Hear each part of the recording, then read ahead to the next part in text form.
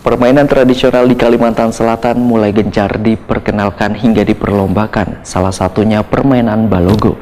Kehadiran permainan tradisional ini diharapkan nantinya bisa meredam permainan-permainan modern.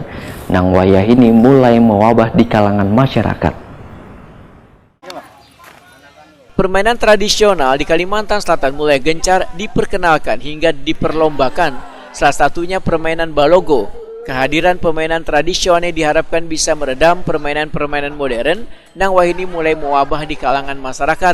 Demikian dipedahkan Ketua Persatuan Olahraga Balogo Indonesia Provinsi Kalimantan Selatan Muhammad Yamin, Wahid Prima TV jelang tengah hari Minggu 20 Februari 2022. Politisi Partai Gerindra ini menyatakan bila permainan balogo khas Kalimantan Selatan ini sudah diperlombakan hingga ke tingkat nasional, sehingga melalui Persatuan Olahraga Balogo Indonesia di Kabupaten dan Kota diharapkan permainan ini bisa berkembang ke segala penjuru di Kalimantan Selatan. Wakil Ketua DPRD Banjarmasin ini meminta warga untuk turut menyemarakkan permainan balogo ini agar didapat atlet-atlet yang handal nang kada hanya bisa mengharumkan ngaran daerah tapi juga ngaran Banua Kalimantan Selatan hingga ke mancanegara. Muhammad Yamin berharap melalui permainan balogo ini maka generasi muda mendatang akan lebih mencintai dan menghabiskan waktunya dengan permainan tradisional karena secara kada langsung turut serta memelihara pelestarian budaya olahraga tradisional.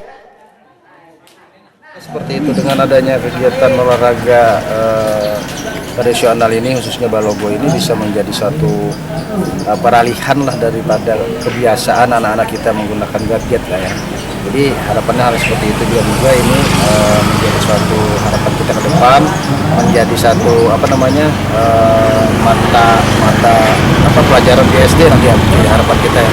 Artinya nanti mungkin ada aturan-aturan dan cara-caranya seperti apa bermain balogo.